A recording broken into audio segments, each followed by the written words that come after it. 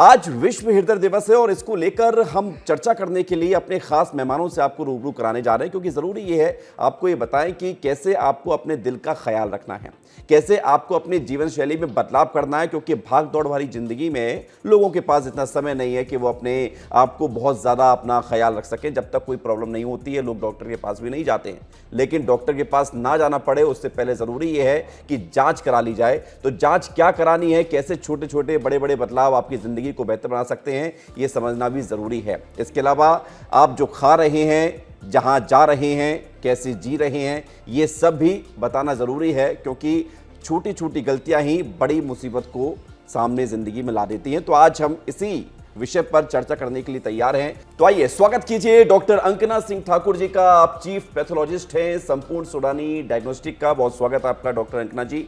गिरीश मुंद्रा जी हमारे साथ जुड़ रहे हैं। आप marketing and corporate business head हैं संपूर्ण सोडानी डायग्नोस्टिक क्लिनिक का। बहुत स्वागत आपका गिरीश जी। हमारे साथ प्रिंस शर्मा जी भी हैं। आप नॉन इन्वेसिव हार्ट कंसल्टेंट हैं अक्षय हॉस्पिटल से। ये क्या खास होता है ये प्रिंस जी बताएंगे। आपने पहली बार हो सकता सुना हो या नहीं भी सुना हो तो भी आपको विस्तार से बताएंगे। प्रिंस जी आपका भी बहुत स्वागत है। और हमारे साथ डॉक्टर शिरीष मिश्रा जी। आप एमबीबीएस एमडी हैं, कार्डियोलॉजिस्ट डायरेक्टर हैं मिनर्वा हॉस्पिटल के रीवा से। हमारे साथ जुड़े हैं, आपका भी बहुत बहुत स्वागत है डॉक्टर साहब मिश्रा जी। और अब हम जानने की शुरुआत करते हैं, बात करने की कोशिश करते हैं कि दिल का ख्याल कैसे रखना है। और आज वर्ल्ड हार्ट डे है, यानी कि विश्व हृदय दिवस है, तो कैसे इसकी शुरुआत करें इस बातचीत की, ये हम आपको अब बताने जा रहे हैं। सबसे पहले डॉक्टर मिश्रा जी मैं आपसे सवाल पूछूंगा, क्योंकि कार्डियोलॉजिस्ट हैं आप, एमबीबीएस हैं, एमडी हैं, और डॉक्टर शिरीष मिश्रा जी आप तो बहुत अच्छे से समझते भी होंगे कि दिल के मामले में थोड़ा सा आजकल हिसाब किताब गड़बड़ा रहा है लोगों का, खासतौर से युवा पीढ़ी का। तो ये दिन जब हम मना रहे हैं, इसको लेकर बातचीत कर रहे हैं, हार्ट अटैक क्या होता है, कैसे हार्ट अटैक आता है, इसके बारे में हम आपसे जानना चाहेंगे डॉक्टर शिरीष मिश्रा जी।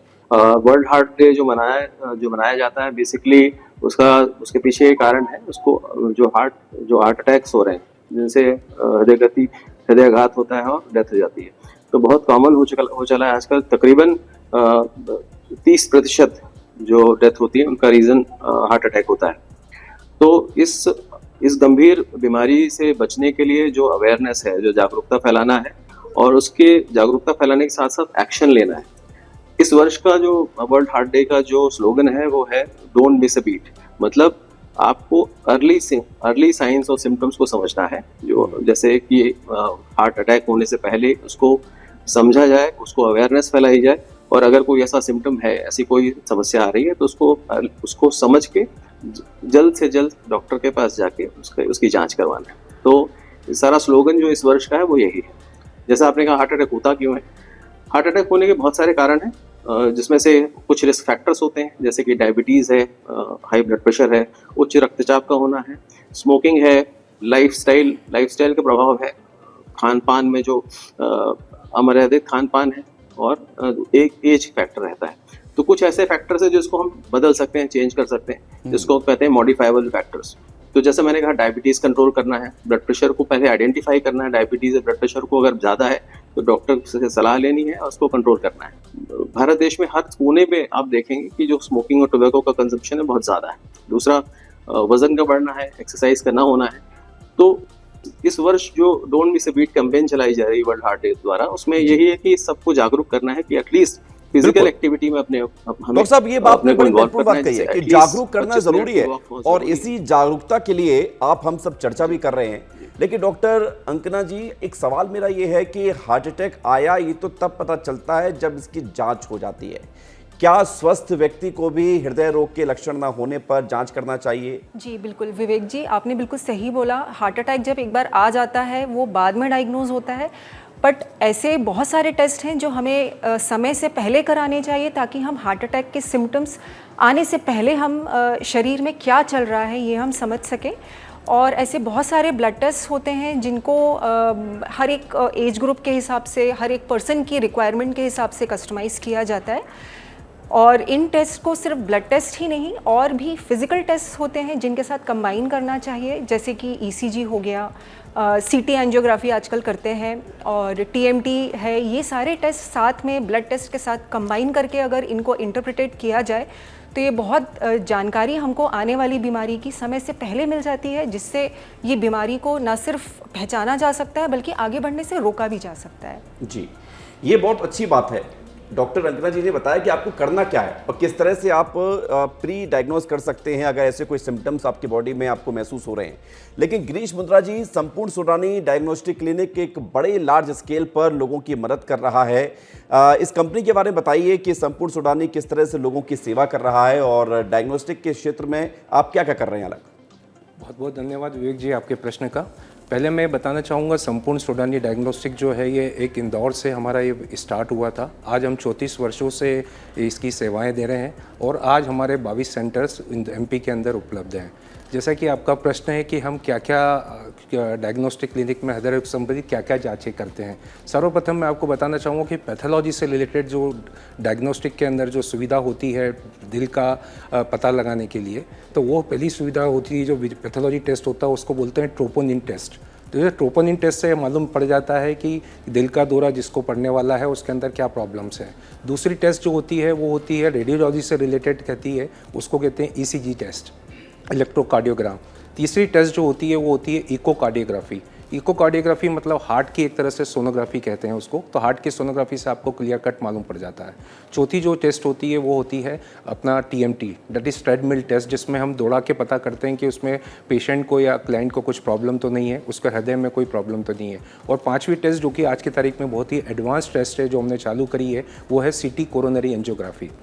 सीटी कोरोनरी एंजियोग्राफी जो कि एक बहुत ही विशेष टेस्ट है, जिससे ये मालूम पड़ता है कि हार्ट की जो धमनियां हैं या हार्ट के अंदर जो प्रॉब्लम्स हैं हो रही हैं, आपको ब्रेथलेसनेस हो रहा है, आपको और भी कोई प्रॉब्लम्स हो रही हैं, जो आपकी मांसपेशियां हैं उसमें कोई खिंचाव तो नहीं हो रहा है, उसमें मांसपेशियों की हड्डियों के पीछे जो प्रॉब्लम होती है, पेन होता है, ये सब चीज़ें हम लोग सीटी कोरोनरी एंजियोग्राफी द्वारा करते हैं, जो कि बहुत ही एक एडवांस टेस्ट उपलब्ध है सूडानी डायग्नोस्टिक क्लिनिक के अंदर। जी, हमारे साथ प्रिंस शर्मा जी भी जुड़े हुए हैं। प्रिंस शर्मा जी एक अलग विधा से इलाज करते हैं।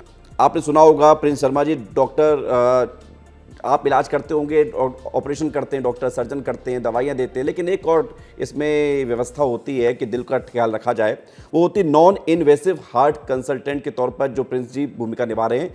प्रिंस जी, क्या होता है नॉन इन्वेसिव हार्ट जिसकी आप कंसल्टेंसी कर रहे हैं, इसका क्या फ़ायदा लोगों को होता है? देखिए, हार्ट के जो इलाज होते हैं कुछ ट्रेडिशनल में अगर हम देखें तो बाईपास सर्जरी होती है, स्टंट होता है। नॉन इन्वेजिव वो होते हैं जिसमें हमें ये दोनों ही नहीं करने पड़ते, ना ही आपको स्टंट कर लगाने पड़ते हैं, ना ही आपको बाईपास सर्जरी करनी पड़ती, और आप अपने हार्ट को आप बिल्कुल स्वस्थ कर सकते हैं। कैसे? उसमें एक मशीन होती है, एक विधा होती है जिसको हम लोग EECP कहते हैं। इसका फुल फॉर्म है इनहेंस एक्सटर्नल काउंटर पल्सेशन। इसमें आपको एक मशीन के थ्रू आपको प्रेशर दिया जाता है और आपके डायस्टोल मोड पे जाके, बेसिकली हमारे दिल में दो मोड होते हैं, एक डायस्टोल और एक सिस्टोल। तो डायस्टोल मोड में हम जब आपको प्रेशर देते हैं तो आपको हार्ट में पर्याप्त मात्रा में ब्लड मिलता है। हमें पर बीट 80 ml ब्लड चाहिए होता है। तो 1 मिनट में हमें लगभग 5.5 लीटर के आसपास ब्लड चाहिए होता है, मतलब हम पंप करना होता है, और इसी के कारण हमारी हार्ट की प्रॉब्लम्स बढ़ती जाती हैं क्योंकि हमें ब्लड कम मिलता है। ओके, लेकिन यह किसी व्यक्ति को EECP थेरेपी की ज़रूरत कब पड़ती है? कब ऐसी स्थिति बनती है कि उसको ये थेरेपी दी जाती है? देखिए, इसमें डिपेंड्स करता है कि कई बार लोग बाईपास कराने के बाद भी ECP थेरेपी लेते हैं, कई बार स्टंट करने के बाद भी ECP थेरेपी लेते हैं, कई बार जिनको मल्टीपल ब्लॉकेज होते हैं उसके बाद भी ECP ले सकते हैं, और कई लोग ऐसे भी हैं जिनको वो प्रिवेंटिव में ले सकते हैं। जी, और हमारे साथ डॉक्टर शिरीष मिश्रा जी लगातार बने हुए हैं। Doctor Shirish Mishra ji, according to research 37% मामलों में तंबाकू का योगदान दिल की बीमारी में बहुत ज़्यादा पाया जाता है, खासतौर से धूम्रपान या फिर ऐसे कोई भी एक्टिविटी जिसमें तंबाकू बॉडी में किसी भी माध्यम से ली जा रही है। तंबाकू इतना बड़ा दुश्मन है, लोग मानते नहीं है। क्या है तंबाकू? आपने बहुत सही कहा। तंबाकू का सेवन किसी भी फॉर्म में, चाहे आप टोबैको च्यू करें या स्मोक करें, इसका हार्ट पे, इसका हृदय पे बहुत गंभीर दुष्प्रभाव पड़ता है। मैं अपनी निजी प्रैक्टिस की बात कर सकता हूँ कि मैं आए दिन लगभग रोज ही या हफ्ते में 3 से 4 ऐसे पेशेंट देखता हूँ जिनका हार्ट अटैक की जिनकी उम्र 30 या 40 साल के अंदर, जिसको हम कहते हैं heart attack in young population. तो 40 वर्ष के अंदर बहुत सारे पेशेंट आते हैं हमारे पास जो हार्ट अटैक से आते हैं। और इसी जो ग्रुप ऑफ पॉपुलेशन है, पेशेंट पॉपुलेशन, उसमें सडन कार्डियक डेथ की कंडीशन ज़्यादा होती है। आपने सुना होगा कि यंग बच्चा है, 30-35 साल का है, उसको सडन हार्ट अटैक हो गया और डेथ हो गई। तो इसका मुख्य कारण जो मैंने देखा है, वो सबसे बड़ा कारण इसमें तकरीबन 75 to 80% लोगों में स्मोकिंग या टोबैको का सेवन करना होता है, तंबाकू का सेवन करना होता है। गिरीश जी, आपने जीवन में देखा होगा कि कई ऐसे लोग आते होंगे, चूंकि आप तो इसको लीड करते हैं बिजनेस में, देखते होंगे कि कैसे कैसे चैलेंजेस होते हैं, लेकिन डायग्नोस के क्षेत्र में क्या आप नई टेक्नोलॉजी या नया कुछ करने जा रहे हैं या हो रहा है? आप उस दर्शकों को बताइए ताकि दर्शकों को ये सुविधा मिले कि उन्हें क्या करना है, किस तरह से अपने टेस्ट कराने हैं। जी, बहुत धन्यवाद। सबसे पहले तो मैं बताना चाहूँगा कि जो भी दिल के मरीज हैं या जिनको भी कुछ प्रॉब्लम है, तो उनको अपने रेगुलर चेकअप्स कराना चाहिए। साल में कम से कम एक बार तो चेकअप दिल का करवाना चाहिए, जिसमें मल्टीपल तरह के टेस्ट होते हैं, जिसमें पैथोलॉजी के टेस्ट भी उपलब्ध हैं। साथ में हम लोगों ने कुछ ऐसे स्पेशलाइज पैकेज डिज़ाइन किए हैं जिससे उनको काफ़ी फ़ायदा भी मिलता है और एक ही समय पर वो काफ़ी पैकेजेस की हेल्प लेके साथ में काफ़ी एक ही टाइम पर टेस्ट करा सकते हैं। पैथोलॉजी टेस्ट ही ज़रूरी नहीं होता है दिल के मरीजों को पता लगाने के लिए।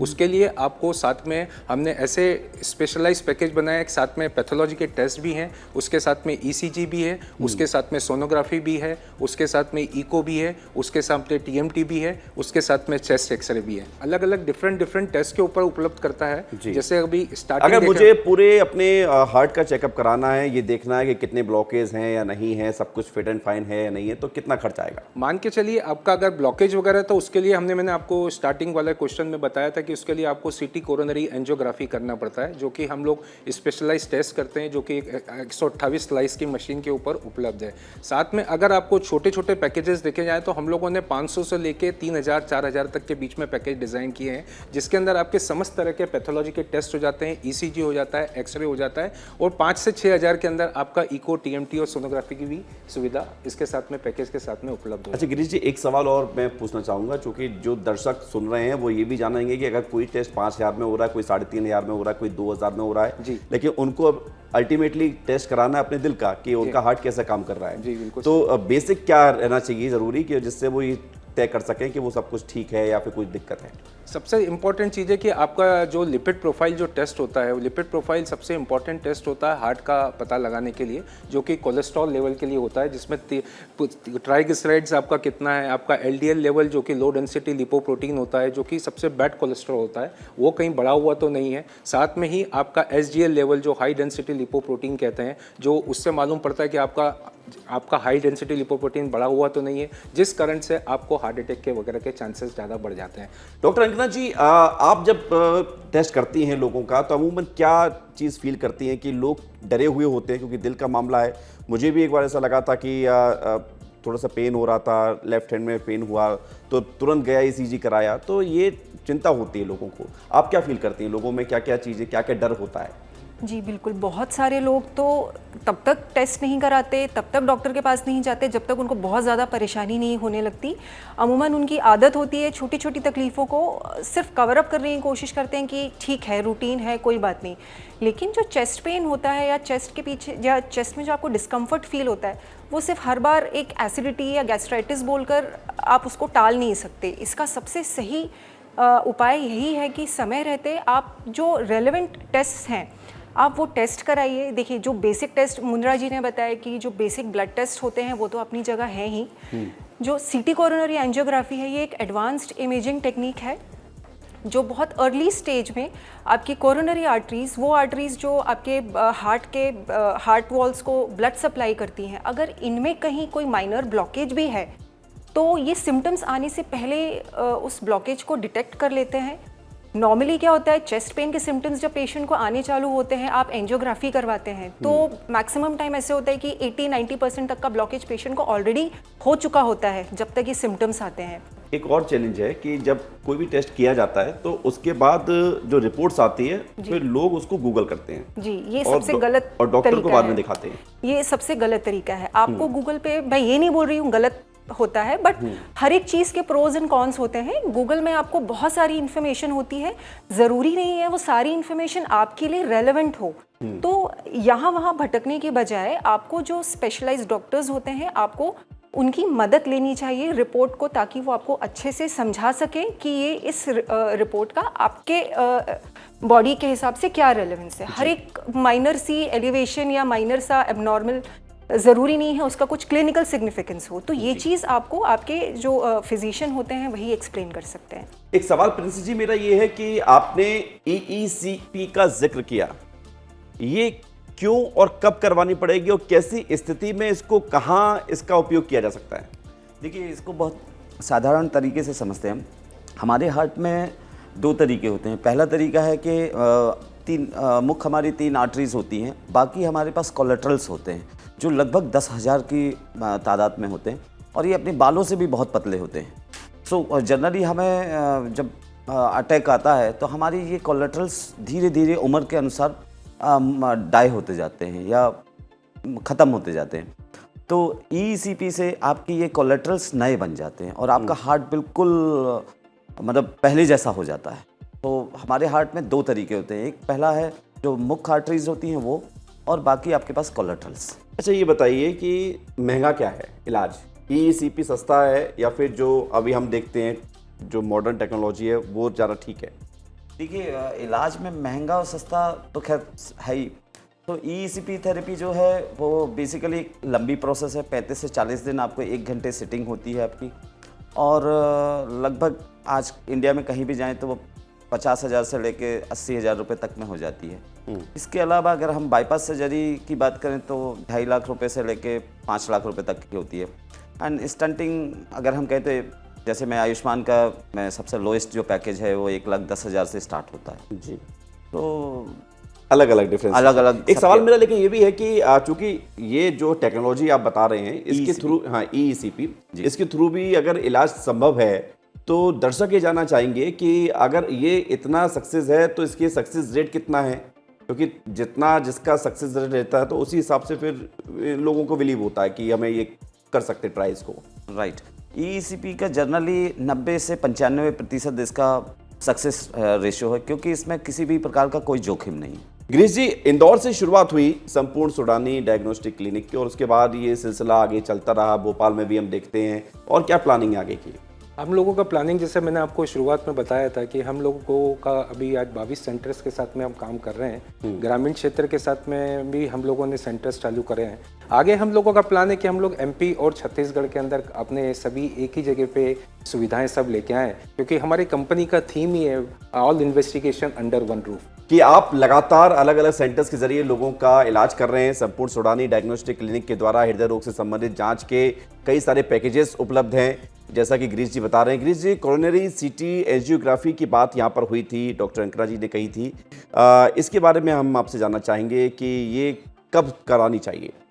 जैसे आपने अभी डॉक्टर अंकना ने सब कुछ बता ही दिया था। मैं तो सिर्फ इसके बारे में इतने बताऊंगा कि जहाँ पे आपको लगता है कि यहाँ पे कार्डियक प्रॉब्लम ज़्यादा बढ़ गई है, जहाँ पे आपको लगता है कि अब आपको दिल का दौरा पड़ गया है और आपको ब्रेथलेसनेस बहुत ज़्यादा हो रही है, आपकी जो मांसपेशियाँ हैं जो हार्ट की वो बहुत कमज़ोर हो गई है, तो उस टाइम पे हम लोग सजेस्ट करते हैं कि CT कोरोनरी एंजियोग्राफी करें एकदम। मैं प्रिंस जी एक सवाल आपसे ये पूछ रहा हूँ कि EECP का जिक्र आपने किया, इसकी थेरेपी की स्थिति में स्कोप का जिक्र करना बहुत ज़रूरी है। लोगों को कितना आप किस तरह से जागरूक कर रहे हैं?